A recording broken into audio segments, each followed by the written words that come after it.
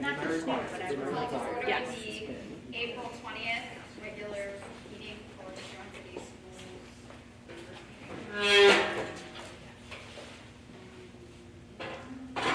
Mr. Laverius, would you call roll? Mrs. Hender? Here. Mr. Hammond? Yes. Mr. Markins? Mrs. Hartley? Here. Stand for pledge allegiance. Pledge allegiance to the flag of the United States of America and to the republic for which it stands, one nation, under God, indivisible, with liberty and justice for all. Item 2 on the agenda is approval of the agenda. So moved. Second. Second. Mrs. Henner? Yes. Mr. Hammond? Yes. Mr. Markins? Yes. Mrs. Hartley? Yes. Item number 3, audience community comments. Any?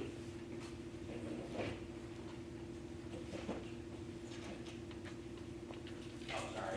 It's okay. I know you're talking about I time. didn't have any more. so. Okay. Okay, we'll move right into administrative reports. 4A, board liaison, Mr. Bauer. Hello, everybody. There's a decent amount going on, actually. So state testing has been going on. I'm pretty sure every single school I know at the high school for sure. Wednesdays have been a hectic rush to get those. There's 2 things going on this Friday alone. There's the Huron Track Invite, which is usually a pretty big event at the football field. And then Woodlands is also hosting a dance here for, I believe it's kindergarten through 5th grade, 6th grade. Okay. Other than that, there hasn't been much. May 16th will obviously be before our next meeting, so that's prom for the high school for juniors and seniors. And then student council just made an event on May 21st. It's an alumni dodgeball game. So the community is invited to come and watch alumni-based students. They face off in dodgeball, which we think will be quite exciting. And it's just a little night to get the community all together. And that's all I have. Great. What's the date for that again? May 21st. And where will that be? That'll be at the high school gym at 6 p.m. No, 5. 5. Are you in, Mr. Hammond?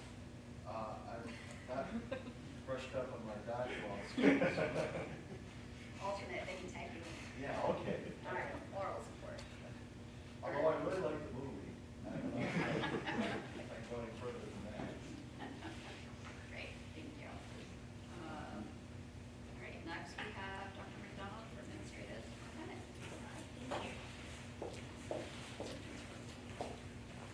All right, so the thing I want to highlight, two of our grants that we are fortunate to have hosted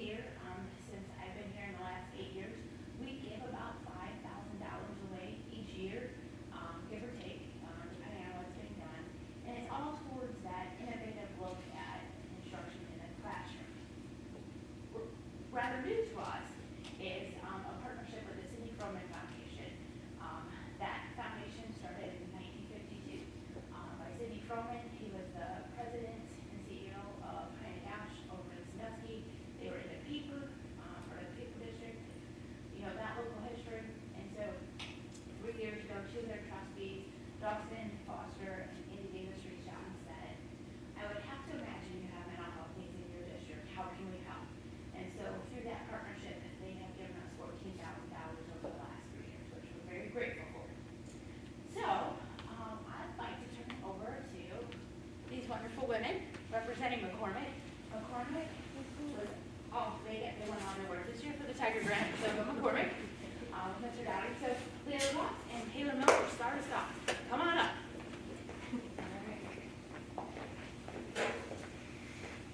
So what Leah and I came up together for our Tiger Grant is a mobile makerspace cart. So it has a bunch of different just building supplies, just seeing a need for, like, we're lucky, we have a lot of STEM supplies already, but if other science, math teachers, just any teachers in the building wanted to use just different building materials. So some of those are like safe building materials, like a maker or a make-do, like screws, safe saws, and then just other Sphero technologies, and then the beaver box at the bottom, which is pretty cool. Press the nose to turn it on. It's fun. And then it also holds just different technologies, because with another grant that we got at the beginning, or halfway through the year, it's about $10,000 worth of robots, so we're able to store them safely and locked. And then it just gives kids more opportunities to then just use their hands and actually build things. So some kids using stuff, and then I think this one of our students just using the paper box. And then this just helps with a lot, not just PLCW projects, but there's just so many things that other teachers can do, because the building materials and even things like cardboard are things that are hard to get, so just giving more opportunities for those classes. And then I did an independent grant looking at putting some play into physics instruction. And so while the materials are toys, the curriculum is, designed from the state.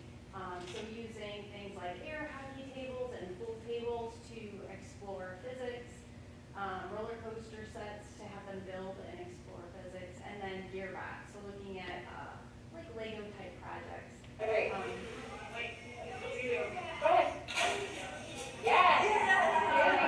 the kid's arm on the side. I posted that on social media, so I didn't want to put his face in there, but that's the reaction like all day long. It's like, yes, I got it to work. So looking at that, those learning moments, and then a lot of it's just slowing it down for kids. So like using a pool table to look at action and reaction, and having our iPads to take slow motion video capture and then annotate over top of, and then former Tiger Grants, like I have some kits from the years before using scaffolding to build long tracks for looking at the Olympics. We just did a big Olympics lesson. So current Tiger Grants, former Tiger Grants, kind of all gathered together.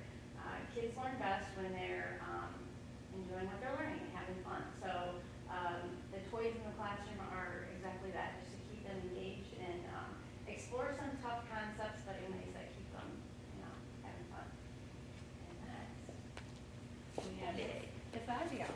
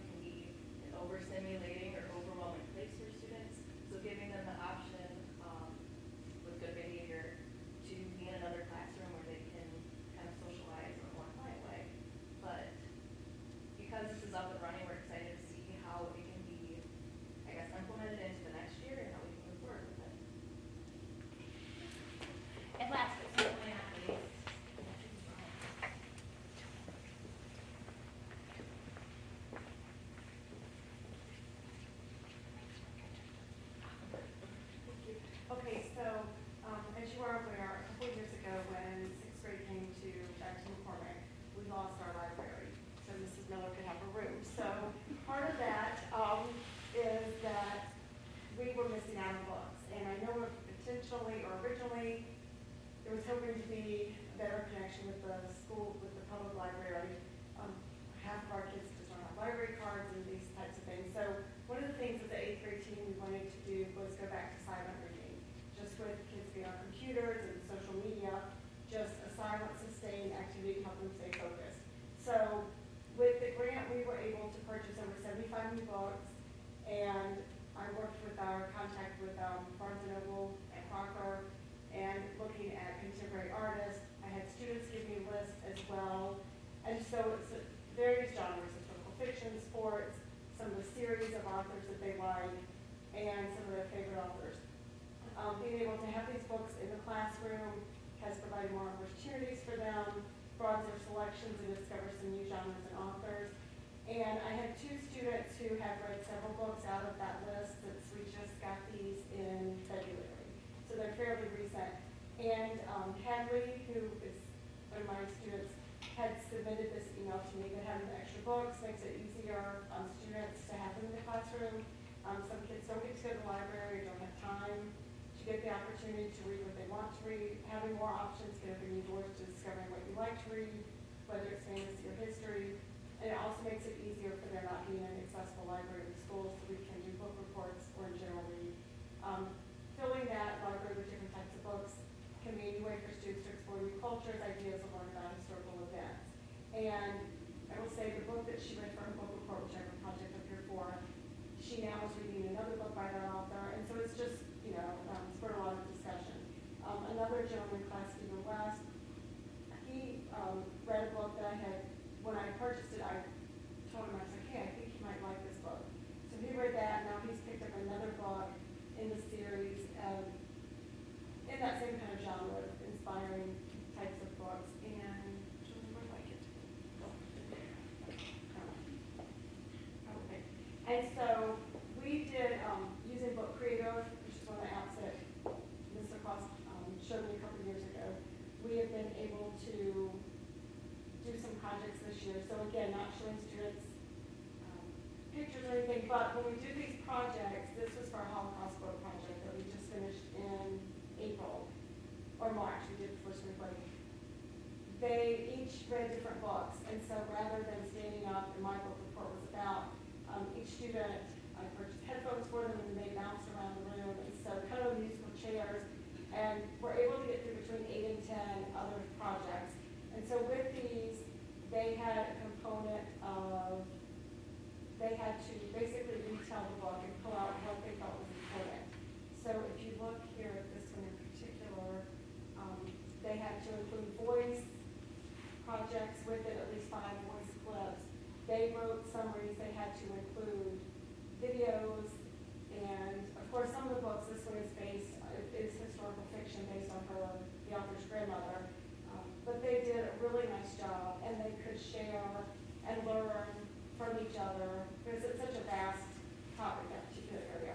We're getting ready to do some group projects, and so that was, and then I had them for the last page, they all shared what they learned and how they can prevent these types of things, or how they feel this relates to them. And so they did a nice job with these. Okay, this one. So I won't shoot all of them, but no, that's okay.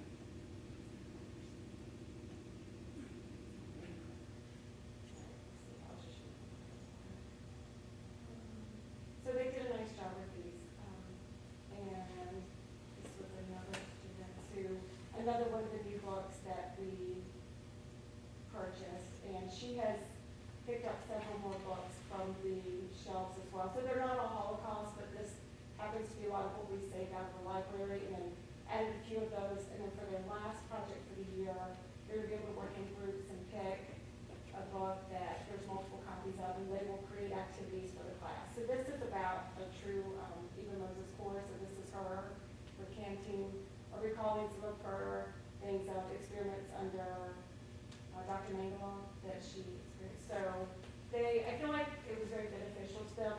Most of the students, even if they don't have anything, they'll come grab a book, and I have a program that I use for them to sign out books, so we can keep track of those to make sure that they keep them as well. So I appreciate the committee purchasing these, and it's something that should be good for many years to come, so thank you.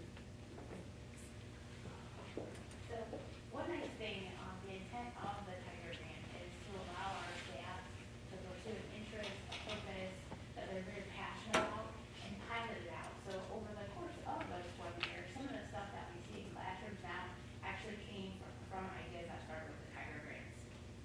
These boards, for instance, the first go around was 1 or 2 boards to try it out, see how we liked it. Another conversation that came out of the Tiger Grants is we were seeing a lot of applications for different seating in classrooms, and I was like, why are we doing this? So between James and Mike, we had this conversation of, let's move those requests out of Tiger Grants, into capital outlay, those kind of accounts for permanency if we have a need for those. So, it's provided great conversation from them submitting applications, us having conversations and whatnot. The second grant, the recent one through the City Froment Foundation, so this one operates a little bit differently. So, the last 3 years, the trustees have reached out and said, what do you need? Okay, the first year, I think we had about an hour and a half interview, at Mr. Foster's offices, and I said, these are all the things that, we want to do, like to do, have to do, whatever. There's different funding sources. So if we can take care of some of the low-hanging fruit that allows these other funds to do other things, that would be wonderful. And so, out of that, we got our initial funding for rocks, ruling our experiences, that cover training, materials, and fees. It's not a cheap program to start, and keep going. With that also, knowing we wanted a similar experience for our gentlemen, came the creation of Guides with Ties. We also did our initial suicide prevention training that was mandated through the state, through that fund. The 4 sources of strength, going back us up, we had mental health ambassador students in the high school and provided materials and training for their activities. We were also able to purchase emergency gift cards that we just had. If there was some sort of emergency need in the district, we did get the families, kids back in school by providing that gift card for things that they needed to attend school. And then as we switched over to sources of strength, they did help and provide funding for that training and the materials. So very grateful for both of these groups with much gratitude and appreciation for our staff who loves to take ideas and run with them. It's really fun to be able to say yes in education. Like, here's some money, yes, go do the things. So I do appreciate you guys coming tonight. I told them like sort of I need to go because it is testing season and all the things, right? So I do appreciate their time tonight. Do you have any questions? Well, I have a couple things. One, STEM, I mean, this is more for Margaret and Julie.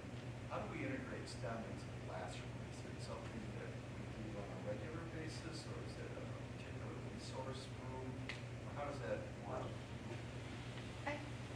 In our performance schedule, we have that as a special, that every student gets a quarter of STEM automatically.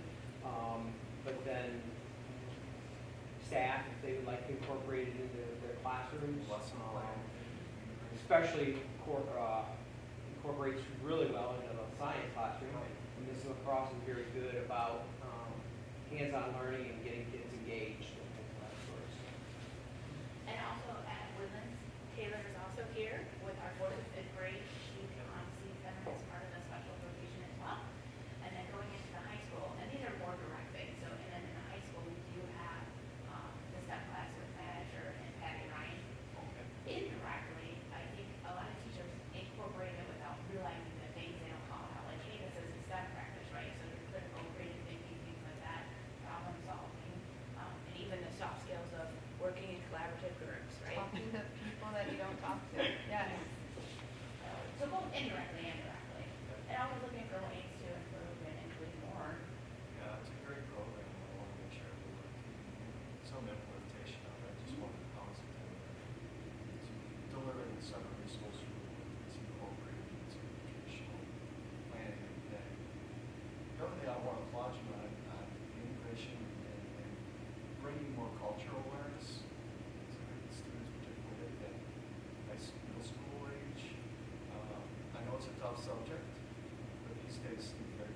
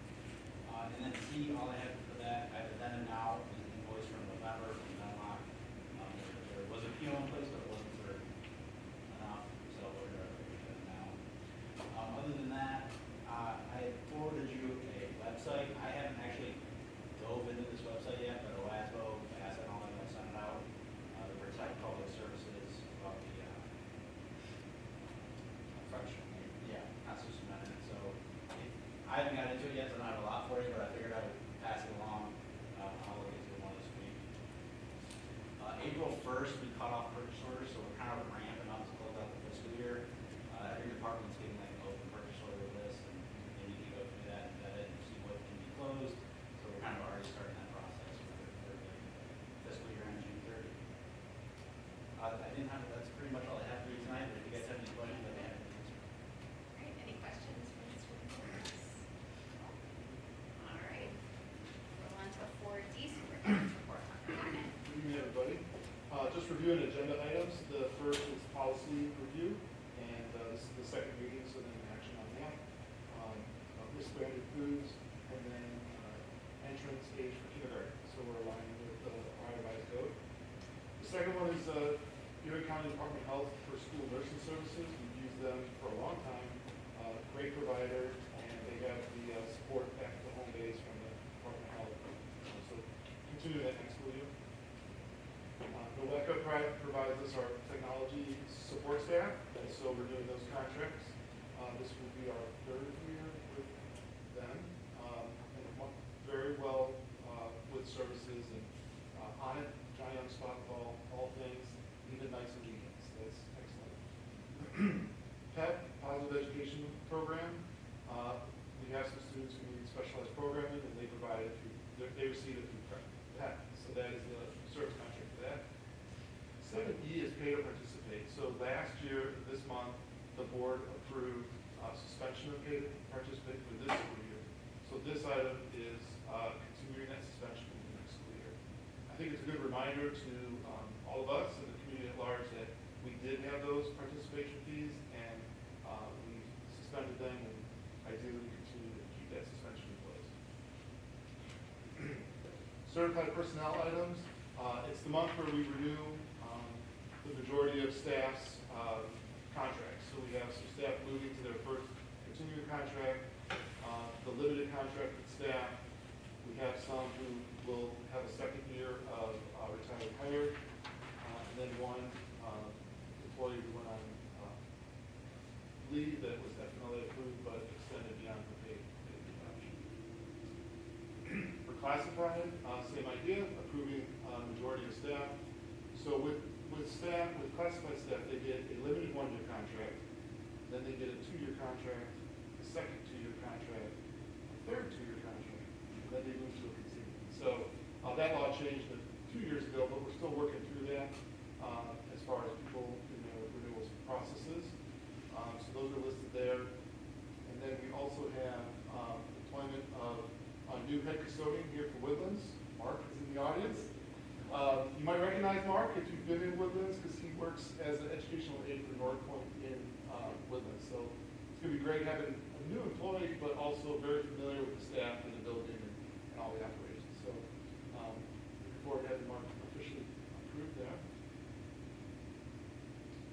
Oh, and then the last item is summer casual labor workers. So this is something we started last year, help offset our regular staff to get the buildings turned around so they're ready for the next school year. By having this staff, it helps ensure, like I said, the buildings are ready. Last year, it was close to, if not just a little bit after August 1st, that the buildings really were ready to be used. And that was great because our staff come in late July, early August, and they want to get in their classroom, start setting things up, and things like that. So having those spaces ready and we don't have to work around each other is helpful. And then in August, our regular staff can continue to work on other projects beyond this summer. Supplemental, so these are some of the final adjustments for spring sports supplementals as far as for track and then some baseball volunteers. Next month is the big one where we recommend renewal or award of contracts for next school year. So year-long, fall and winter. We hold the spring ones until like October or November. It's hard for people to commit when you're still doing the previous season. So that's that. And then stipend, just a few additional ticket takers to work mostly the track events. Track's a long event, and so some of our typical Friday night ticket workers are like, hey, it's spring, I'm tired. So we're fortunate we have some community members and staff that want to do those services. Any questions about the consent agenda items? All right, and then with our last board meeting, really just 3 school weeks ago, because of spring break in there too, not too many other items to talk about, except we continue to have kindergarten enrollment open, accepting enrollments. If your child is going to be 5 by August 24th, then they're eligible for kindergarten. Parents can elect to wait a year, so if their kid's a little bit older, those late summer birthdays, sometimes they wait. But we're welcoming the class of 2039. So the week before spring break happened, we put out yard signs welcoming all of those who have submitted registration for kindergarten. So we were hoping that would attract some others that said, hey, wait, our kids play together. I didn't get a yard sign. So right now we're sitting at 57 resident registered students for the next coming kindergarten year, 5 non-resident open enrollment applicants, which is 62. So right now, if kindergarten were to start today for next school year, with 62, having 3 teachers and 3 classrooms, we're adequately staffed. So that'll continue to be monitored. I pull that number weekly, because if we start getting close to that 70 number, then we'll be talking about having over 4 classrooms. So contractually, you have 25 in class.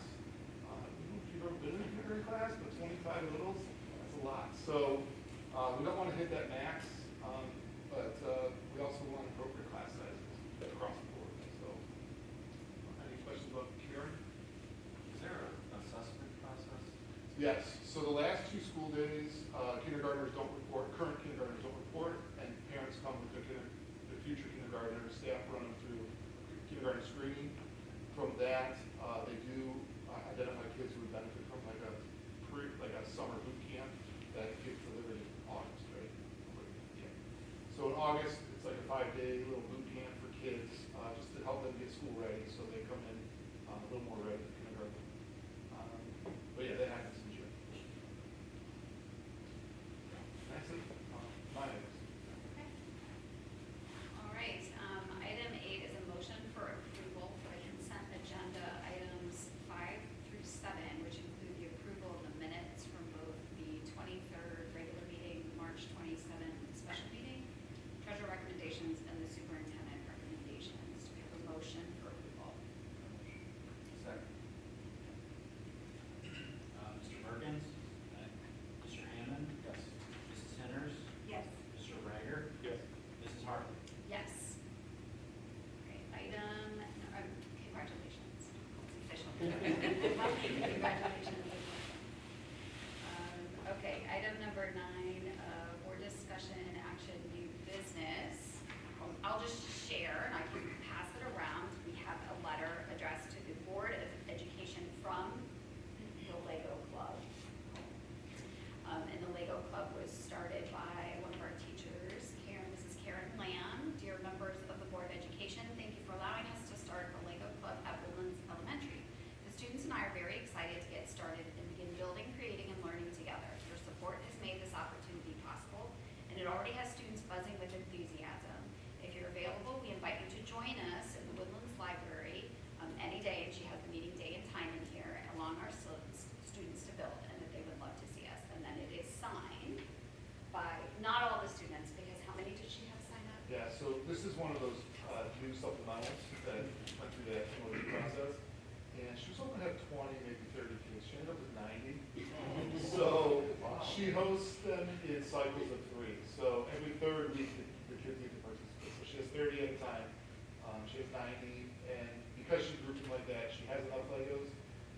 But it really came together great. And she was going to limit it, and then there were all these kids racing down the hall getting their forms turned in. So she decided to pivot and make it available to all. So open to all.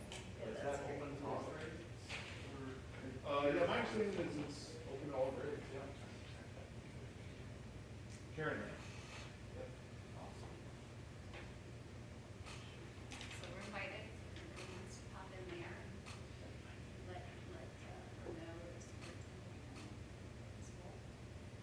Okay, any other items for new business?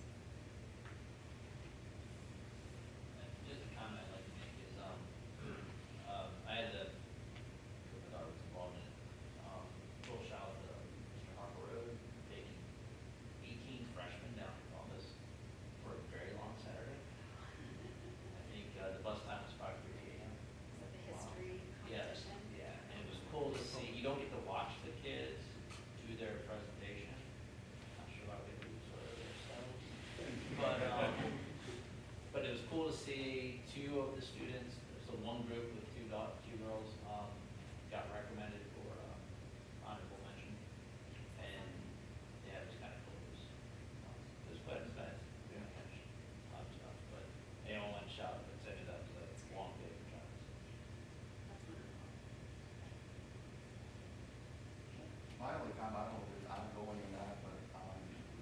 about it in the previous meeting about having a work session on all facilities, maybe having the facilities committee at least update you where we should be in this discussion. For me, it's a learning process right now. Just get the opportunity to talk about it since, you know, it's been part of the committee, the community committee, about getting some insight from them.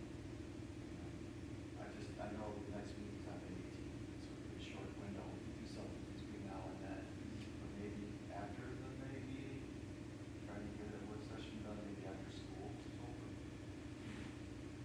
Does that make sense? Yeah, that makes sense, that works for me. Our June meeting is super late, so closing out the fiscal year, we did that on purpose. So between May 18th and that, probably find a time to spend together again. Do you think it's a work session? Do you think it's, I mean, like tonight, like we're pretty much wrapping up with regular business and then we have an executive session, but if we have a, Well, I guess we should make a report as a committee on the May 18th meeting, and give you some insight where things are at, as the way we look at it today. Yeah, we should be. Okay. even if we had a discussion for 20, 30 minutes about it, Okay. I mean, I guess we're 30 minutes in and if you're up for it. Yeah, I have no problem with that. I just want to make sure that we keep abreast of one of our biggest challenges, obviously, is where we're headed in the future, what our needs are, and where do we need to go from here. Yeah, I think that's good. So we can plan for a little bit longer discussion on the 18th. Okay. And then if it gets too long, we can always then pivot to a June, work session. Follow up. Yeah, yep. Good. Yeah, thanks for bringing that up. Okay, any other items? No? Okay, we do have an executive session this evening, for purposes of preparing for conducting or reviewing negotiations with public employees regarding concerning their compensation or other terms and conditions of their employment. Need a motion to go into executive session? Second. Mr. Merkins? Mr. Hammond? Yes. Mrs. Centers? Yes. Mr. Breyer? Yes. Mrs. Hartley? Yes. And we do not expect any business afterwards, right? No. Thank you. Oh, I'll see you tomorrow, right? We'll meet the public service. What's that? You're always going to come back. Yeah.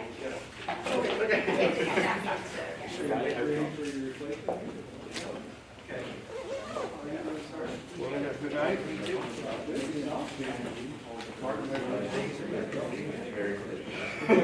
Congratulations. Good to see you. It's great to see your name on here. They're good. Oh, yeah, yeah, yeah, yeah. Congratulations, we're so excited to have you. Yeah, great to meet you. Building.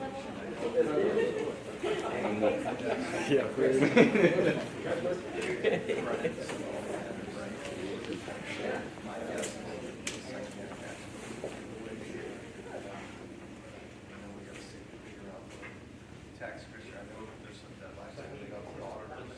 Okay. Highlight some information.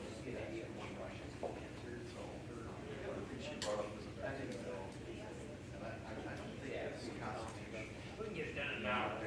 Talking about elimination of existing continuing levies. And I don't think that,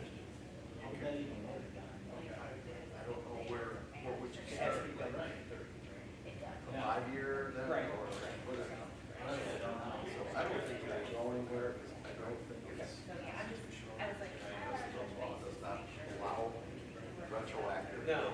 I just wasn't sure exactly what questions for Matt needed to do. Yeah, So- and it's the leadership one too, which you can pretty much just see what Tim wrote. Okay. I don't wanna say copy directly word for word, but, No, right. I mean, okay, so the district is covering it at 4.5 stars. You, I think, you have a 3.5 or 4. I had 3.5, but I could have been 4 if we had the kids accelerator. Yeah. We had no grade, right? Yeah, so we're gonna fix that. Right. And then- Well, I had 3.